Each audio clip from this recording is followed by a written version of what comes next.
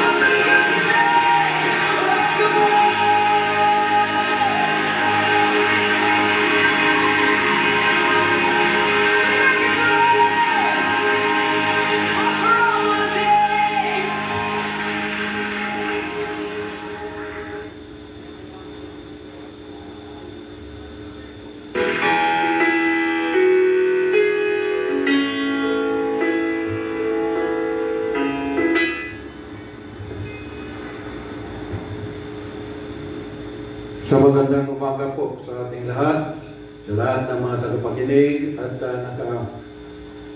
magbukas ng kanila pong mga naka-online sa oras na ito, magandang umaga po sa ating lahat. Purihin po ang Panginoon at patuloy po tayo na magsama-sama upang muli ay alamin ang bawat mga katotohanan na kailangan po nating malaman.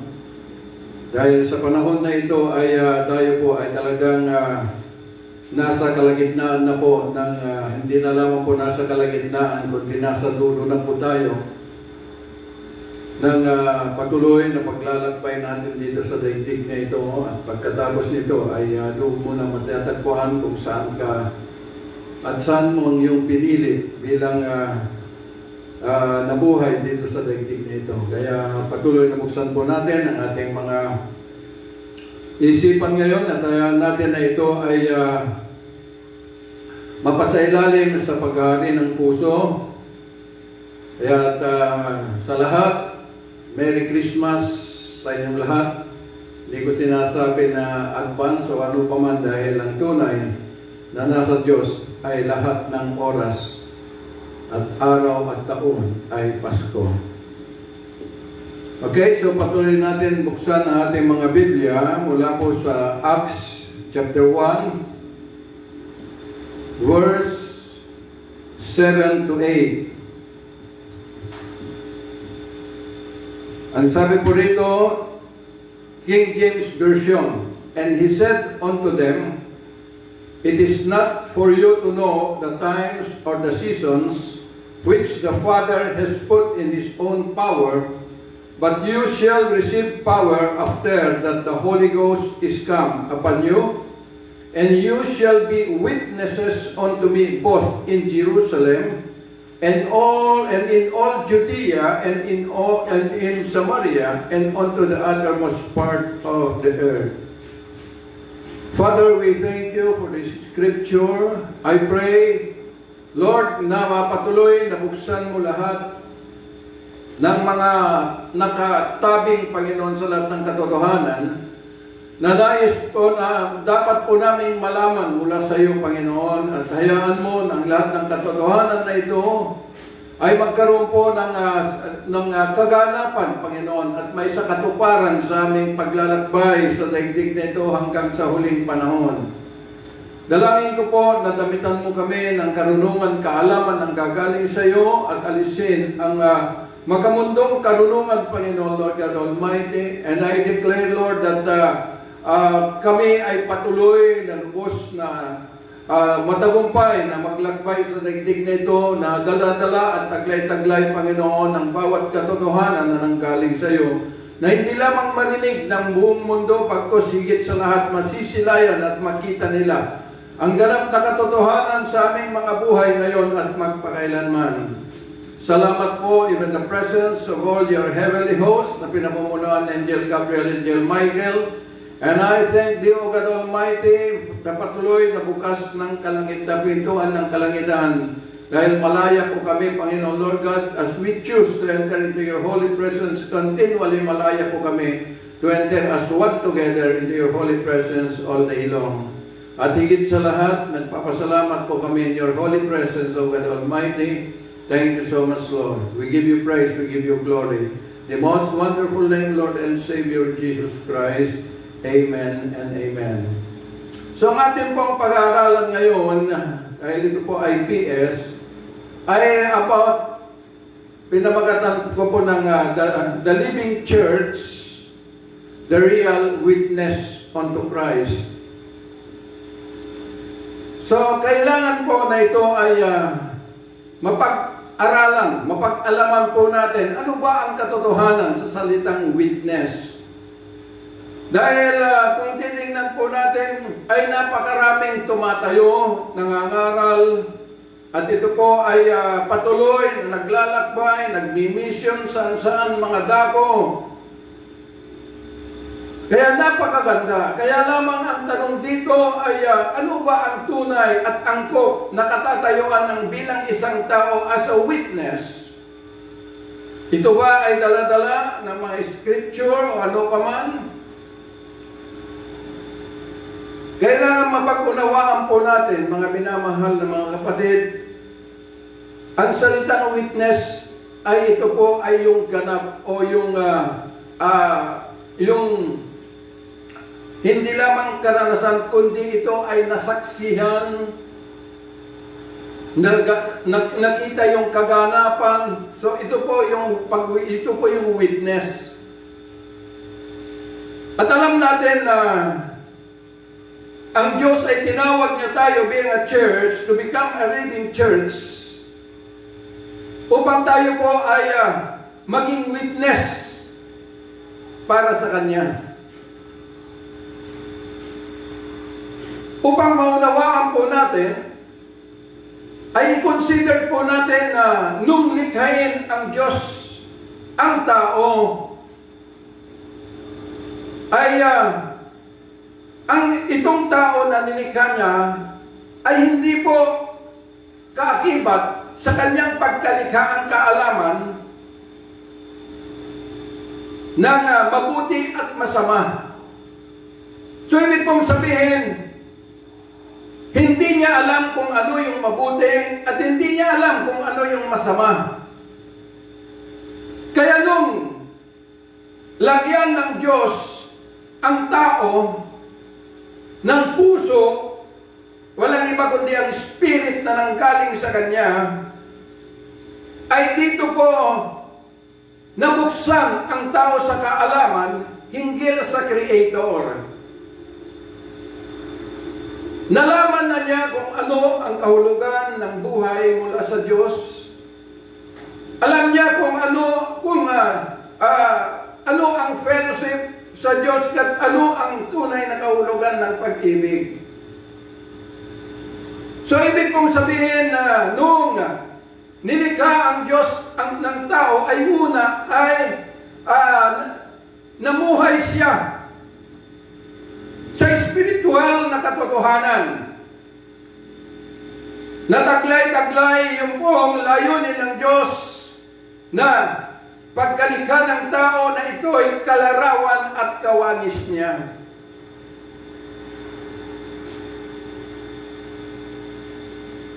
So, hindi niya alam ang masama, kundi mabuti dahil yung spirit na nagmula sa Diyos na inilakip sa tao bilang kanyang puso, ay alam niya ay mabuti mula sa Diyos.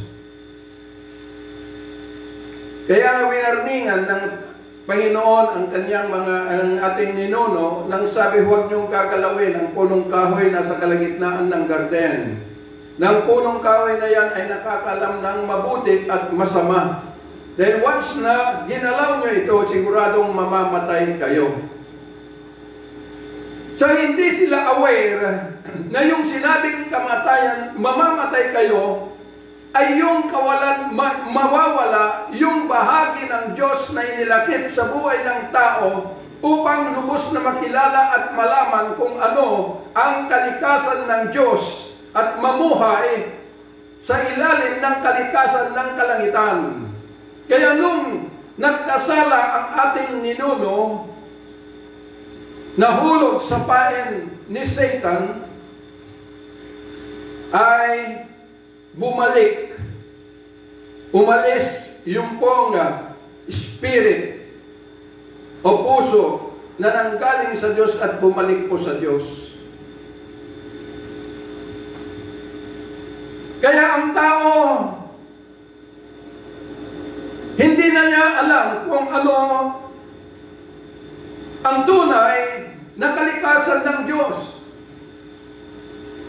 Basta doon sa kanyang kaisipan, merong Diyos na lumikha at napakabuti.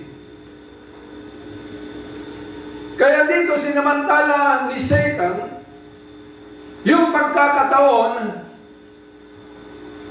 na makuha ang atensyon ng tao at mapasailalim ang ating kaluluwa sa ilalim ng kanyang kapamahalaan na ito ay nakakabit sa batas ng laman.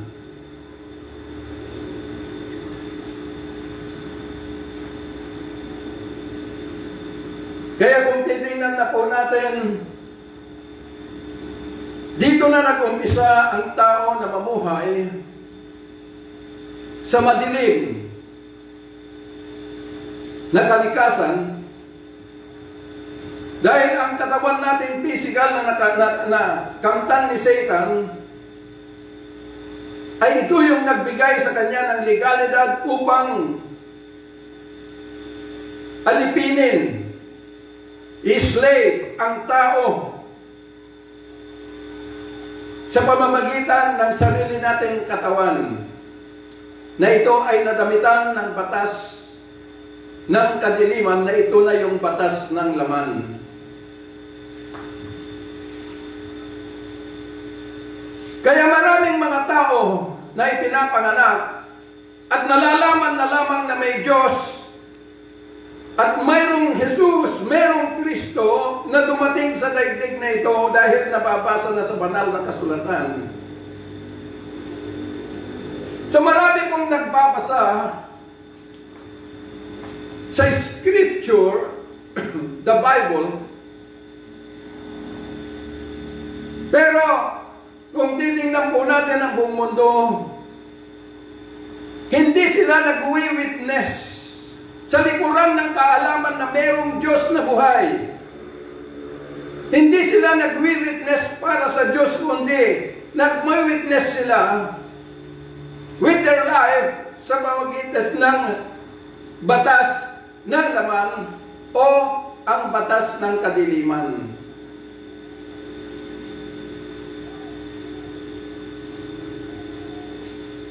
Kaya po, noong wala pa po yung katotohanan na dumating sa tao, sa atin, tayo po ay namumuhay sa batas ng kadiliman. Pero nung dumating po ang Panginoong Hesus at pinaanyayahan niya tayo upang voluntaryo na tayo ililipat sa Kanya, dito na po na naghahari o nagbibigay sa atin ng pagpipili kung saan tayo mag-witness sa batas ng laman o sa batas ng Espiritu. At alalahanin natin mga kapatid na sa ating pong nakagisnang buhay, alam natin na may Diyos na lumikha. Alam natin na ang Panginoong Hesus ay pumunta upang iligtas tayo. Pero hanggang kaisipan na lang dahil wala tayong magagawa, kundi sunod-sunuran sa batas ng kadiliman upang dito tayo mag-witness because Satan is demonstrate yung pong kanyang batas sa pamagitan ng kanyang mga alipores sa ating mga buhay. I-demonstrate niya. Kaya wala tayong magagawa. Kaya makikita po ninyo itong Pasko. Umaalingaw-ngaw sa iba't ibang dako ang kapanganakan ng ating Panginoong Hesus. Pero hindi po nalulugod ang Panginoon o ang Diyos dahil hindi na po akma doon sa layunin ng kanyang kapanganakan yung ginagawa ng tao kung paano nila parangalan yung kapanganakan ng tagapagligtas.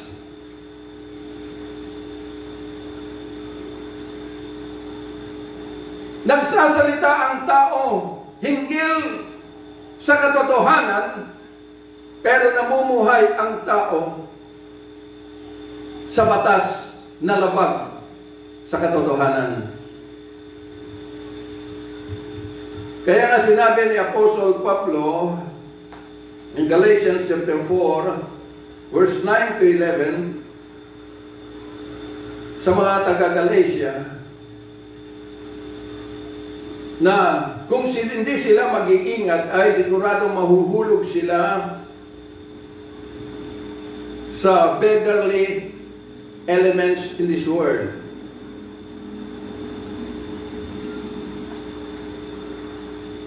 At sabi niya na huwag niyong obserbahan ang mga oras, mga araw o panahon dahil ito ay abominable sa mata ng Diyos. Dahil doon sa buhay ng tao na nagsasabi hinggil sa kalagahan ng kapanganakan ng Panginoong Hesus, ngunit namumuhay dito sa daigdig, nakaangkop na lang sa mga material na bagay yung kapag-ibig na ibinigay ng Diyos sa pamagitan ng ating Panginoong Hesus. Kaya po abominable, dahil ito po ay karumal-dumal sa paningin ng Diyos ang December 24 and 25. Dahil sinasabi ng tao hinggil ang sa Panginoong Hesus, ngunit namumuhay ang tao at ginagamit yung kanyang kapanganakan upang ilakip doon sa buhay na kanyang nakagisnan dito sa daigdig. Kaya nakakalungkot. Kaya magiging sa ating mga Kristiyano ay hindi na rin po angkop dahil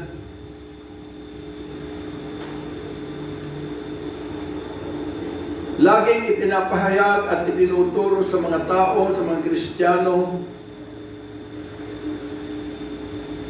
nandun ng kanilang pasasalamat, tuwang-tuwa ang tao kapag may mga pagkain, may mga pera, at sasabihin na ito'y biyaya ng Diyos,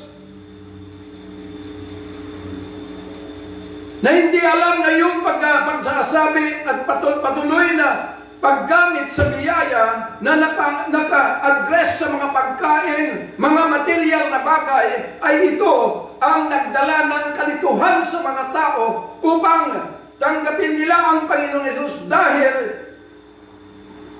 sa katuruan na ganito. Tandaan po natin na ang biyaya, mga minamahal na mga kapatid, ay hindi po ibinigay para lamang sa mga pagkain, material na bagay dito sa daigdig, na dito pinamumugaran ng mga masasamang mga elemento ng kadiliman. Hindi po ibinigay po yung biyaya sa atin upang tumayo tayo, na tayo po ay mag-witness para kay Kristo. Dahil ang biyaya ay siyang may taglay ng tunay na pananampalataya, na kung ito'y natanggap po natin ay mabubuo yung katauhan ng tao na original na paglikha ng Diyos na tripartite being, spirit, soul, and body. Ewan ko dahil yung kaalaman ng tao sasabihin kahit wala si Kristo sa kanya, sabihin, kailangan yung puso natin. Inaawit natin, pusong dalisay ang aking nais. Pero tandaan po ninyo, the heart that God is going to bring unto you through Christ, ito ay dalisay. Ang isip natin ay hindi dalisay.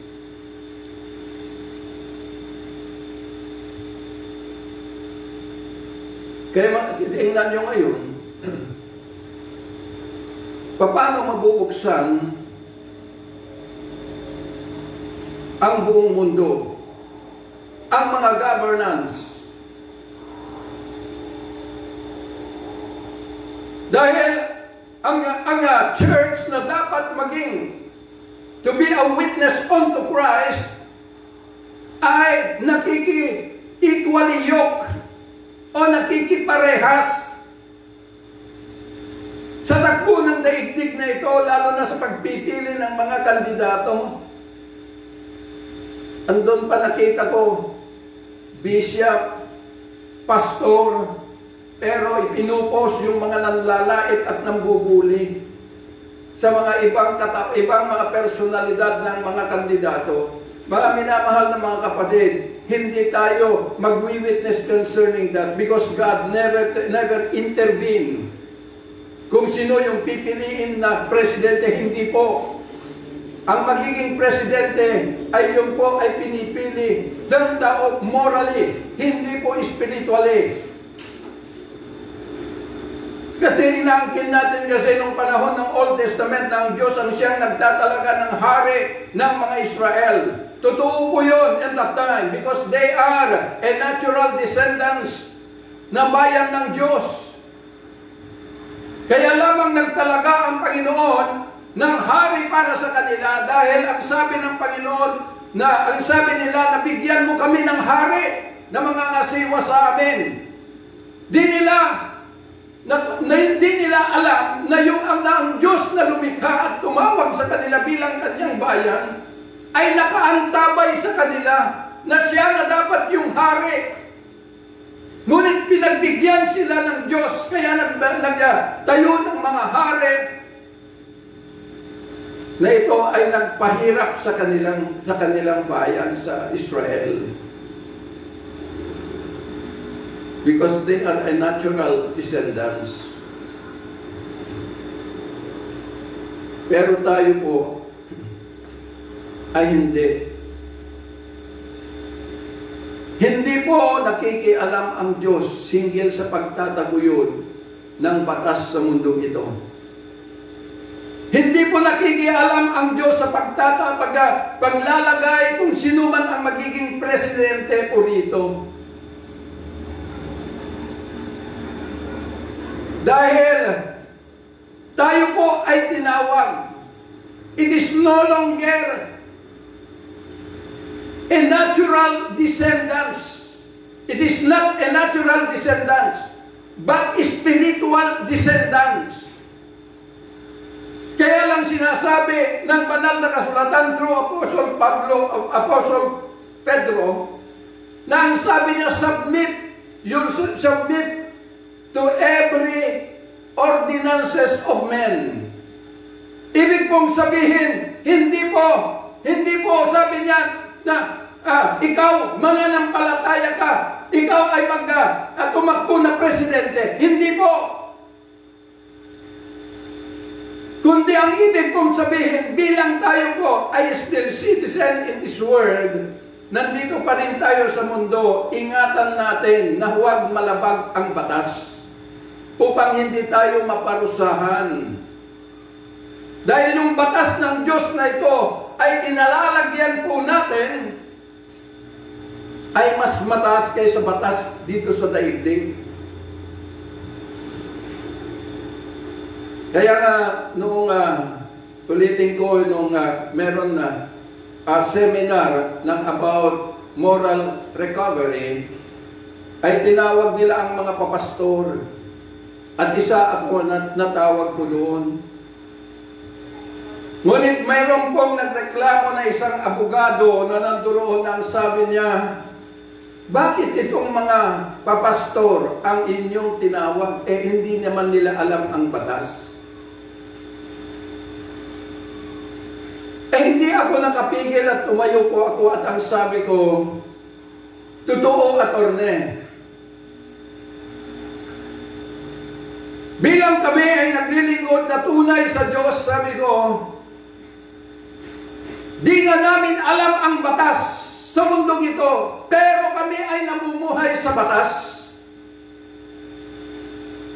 Pero kayo, sabi ko, bilang abogado, kalimitan sa inyo, alam ninyo ang batas. Pero tinitingnan nyo ang batas sa ibang tao at hindi ninyo tinitingnan sa inyong mga sarili.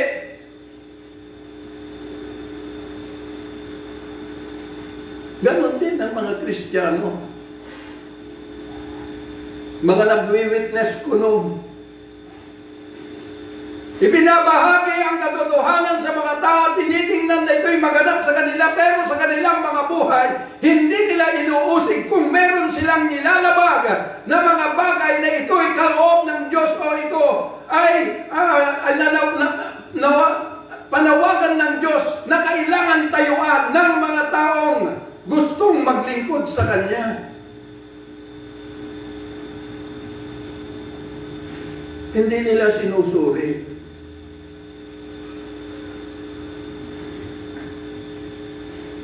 Alam niyo po ang ibig pong sabihin na yung sinabi ng Panginoon, "You shall be witnesses unto me, both in Jerusalem and in Judea and Samaria and also the uttermost part of the earth." Hindi niya sinabi na, "You will be my witness, but you shall be witnesses unto me."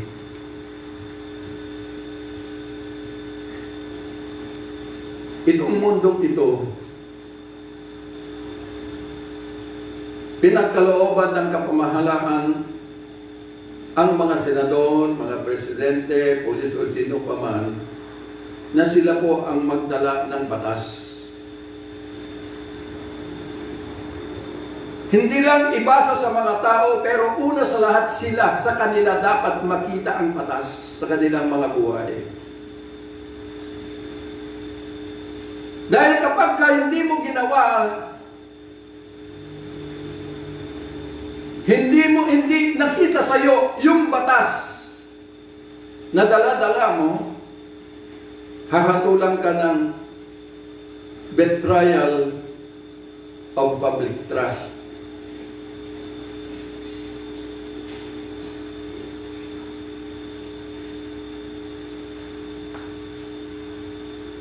Kaya maging ang Israel ay dumating sa punto na sila sana ang maging witness dito sa daigdig na ito.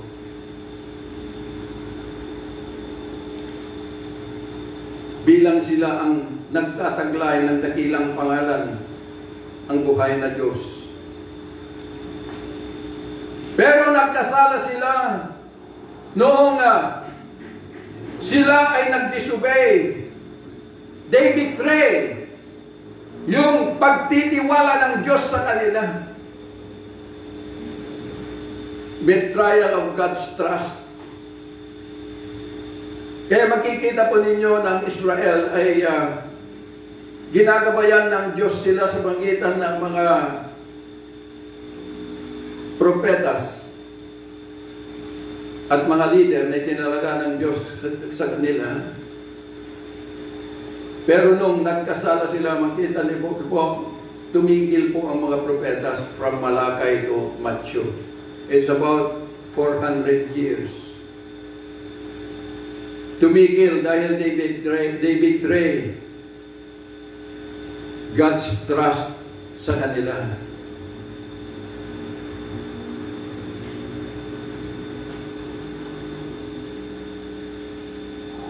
Kaya naman ang Panginoon, ang huling kapamaraanan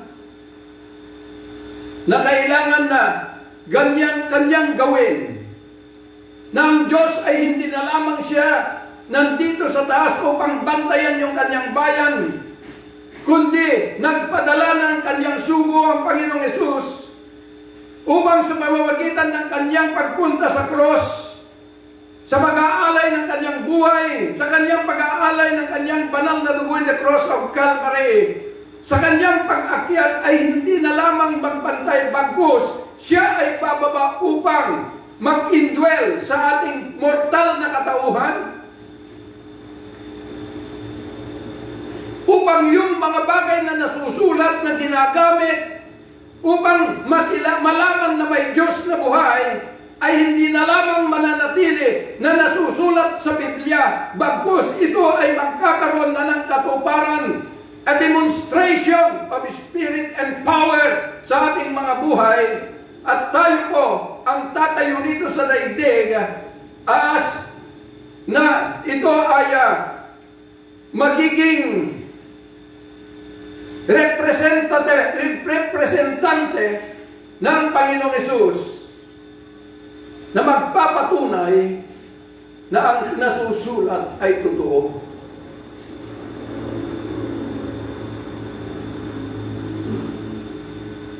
Gaya nga nung sinasabi ko po, na ito po yung papel natin bilang Kristiyano, kung hindi ka kapahagi sa kalangitan. Yung pagiging witness, sabi ng banal na kasulatan, you shall be witnesses unto me. Ibig pong sabihin, ulitin ko yung mga nasabi ko sa mga nakaraang mga pagtuturo ko ay yung witnesses, yung pag mag-witness ka sa isang krimen upang patunayan na yung nasasakdal ay walang kasalanan, una dadaan ka po sa piskalya. At doon sa piskalya kukunin ang script mo. Gagawin ng abogado, lahat ng nalalaman mo ay nakasulat doon. Hinggil doon sa nasasakdal. Kaya nakasulat yung script doon na magpapatunay dahil sa iyo na siya ay walang kasalanan. At nung binasa ng abogado, ng piskal, yung script mo, at nakakita siya ng probable cause, kaya inaprubahan na mapapunta doon sa judge sa paglilitis. At inuulit ko, kapag nadala yung script sa paglilitis at nabasa ng judge, hindi mo ibig sabihin na doon na siya magdidesisyon, na tama ka, na mawawalang sala na yung miniwitnessan mo. Hindi po. Kundi, ikaw pa rin, hahanapin nila yung tao na ito ay magpapatunay, magpapatibay, magdidemonstrate yung katotohanan hinggil doon sa iyong script. Yun po yung witness.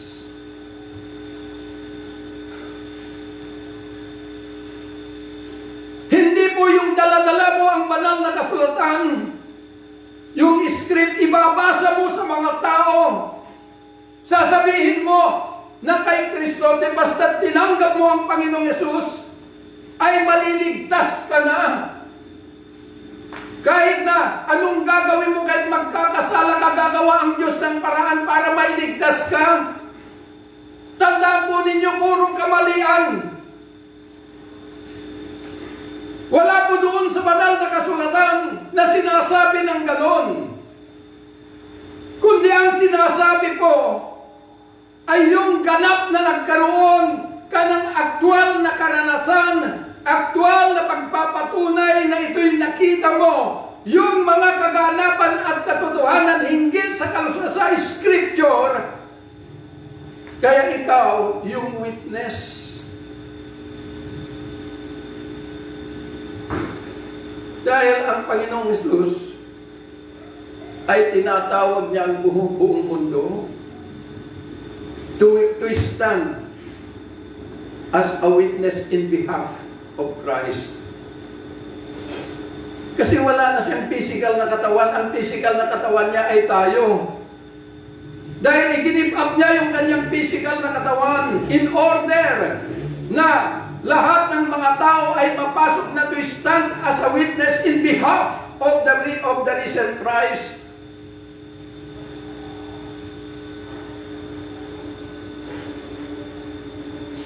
Makikita ninyo, ang dami-daming mga papastor. Sinasabi, panalangin natin sa Diyos na may pili ng presidente na maka-Diyos.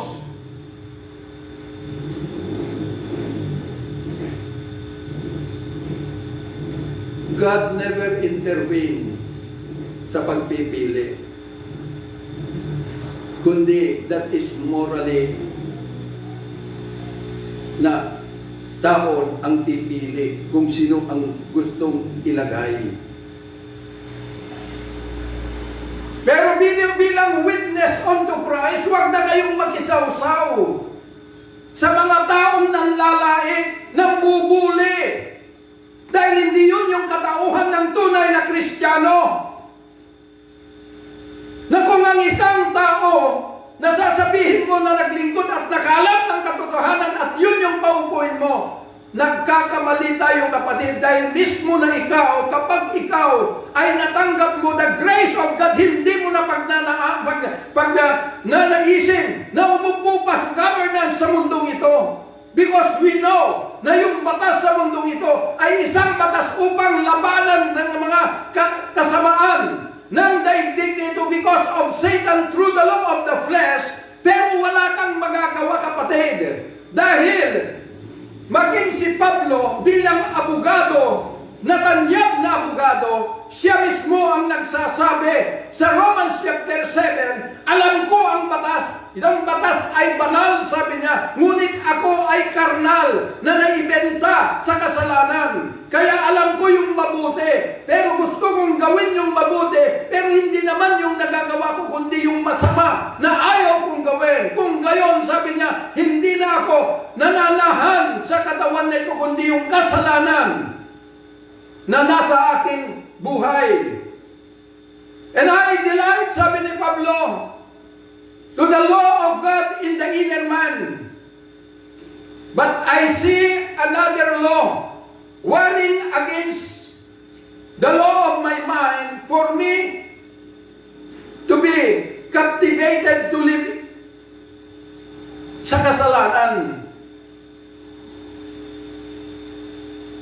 Yung batas na dito sa sangkap ng aking buhay. So yun po yung batas ng laman. Dahil habang tayo po ay nakikisawsaw sa batas dito sa mundo, hindi mo maaalis na ikaw, di lang sasabihin mo na ikaw lingkod ng kataas-taasan Diyos, ay madadala yung attention mo sa karnal na buhay. And karnal na buhay ay dito naghahari si Satan. At yung karnal, Romans chapter 8, ang karnal na pag-iisip ay kaaway ng Diyos. Basahin po ninyo yan, Romans chapter 8. Kaya ipaubayo nyo sa mga tao, kung gusto ninyo, dahil tayo po ay nasa ilalim ng batas pa rin sa mundong ito, bumutos ka ayon doon sa iyong sariling pagpapasya morally. At huwag mo lang tulungan yung mga tao na bishop ka pa naman, pastor ka pa naman, isa ka sa mga nagtumutulong sa mga tao para mambuli at manlait.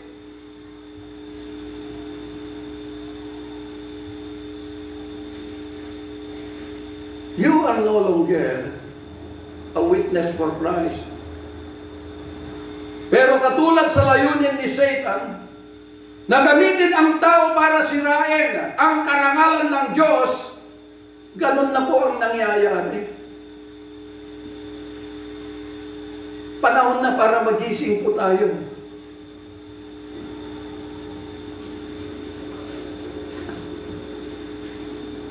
Nandoon po sa sinabi ni Paul sa Romans chapter 7. Sabi niya, kaawang tao naman ako. Sino ang magliligtas sa akin sa katawan ng kamatayan ito? Last verse ng Romans chapter 7. But I thank God through Christ. I and my mind am serving the law of God, but by my flesh am serving the law of sin. Kaya dalawa, kapatid, ang pagpipilian na mo. Kung saan ka magwi-witness.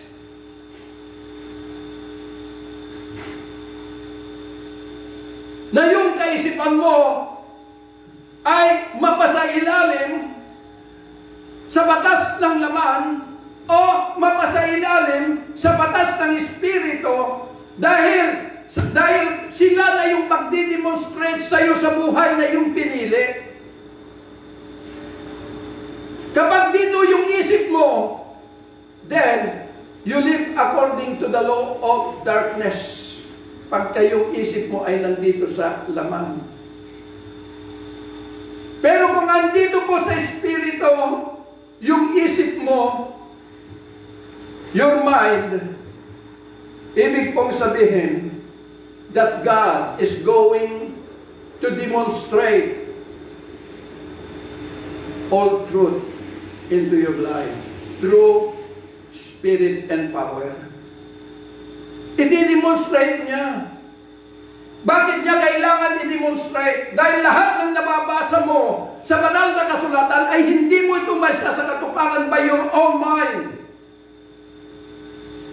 But then, because Christ is enthroned into your mortal being, ay nandun siya, nandyan siya to demonstrate into your life yung bagay na hindi mo kayang ipamuhay, yung bagay na hindi mo kayang abutin sa iyong kaisipan.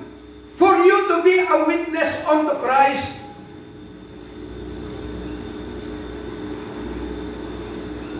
Hanggang ngayon, ginagamit niyo pa yung mga pag-iisip. Ang kaisipan po ay meron pong limitasyon and never touch a single truth. Because truth, it is stand beyond limitation of man. Marami kang masasabi na mabubuti. Pero hanggang doon na lang. Akalain nyo, ang dami-dami. Mga lingkod, they are witness nakalagay doon sa kanilang yung mga inilagay na mga karatula doon sa kanilang mga kapilya.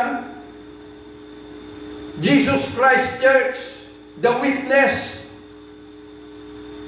Witness ba yan? Nagagalit ka? Nagtatampo ka? O witness ka ng demonyo? Sorry to say that, but ang katotohanan ay ganun na nga. Because even sa mga Paraseyo, they are perfect teacher of the law. Pero ang sabi ni Jesus, ang ama ninyo ay ang demonyo. Dahil maging sa korte, kapag napatunayan na yung buhay mo, yung pagtayo mo bilang witness, at ikukumpara doon sa script na yun ito'y na-submit sa judge, kapag ka-isa man doon ay nagkamali ka, o ito ay naiba doon sa script, na yung aksyon mo ay nakita na nagsasalita ka ng kasinungalingan, then mahahatulan ka ng contempt of court. Ganon din po sa atin in Christ. Itigil na natin na gamitin tayo ng demonyo na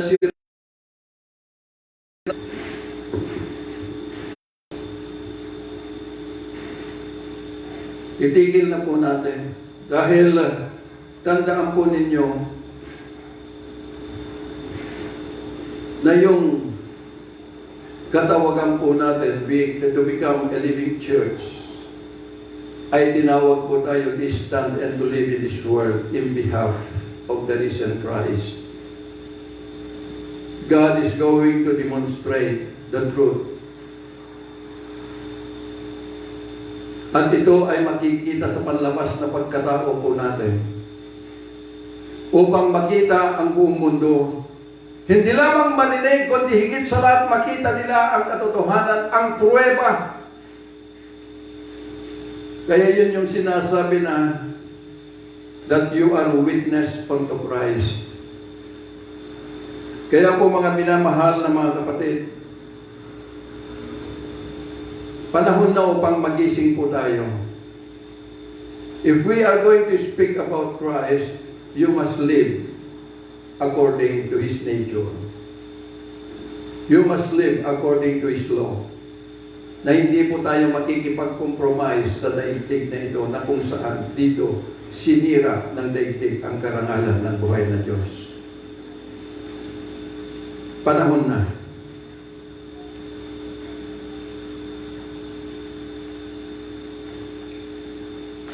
Matigas akong magsalita dahil ang mundo at ang mga Kristiyano ay nalilihis na doon sa layunin ng Diyos kung bakit tayo tinawag. Kaya nasa sa atin yung pagpipili whether we're going to live under the rulership of the flesh or under the rulership of the Spirit. Mahal po tayo ang Panginoon. Pero this is the only way that we are qualified to enter into God's kingdom by clinging into the reality of His nature to live as a spiritual man and no longer a carnal. Yun lamang po. At magandang tanghali po sa inyong lahat. Father, thank you for this scripture, I pray,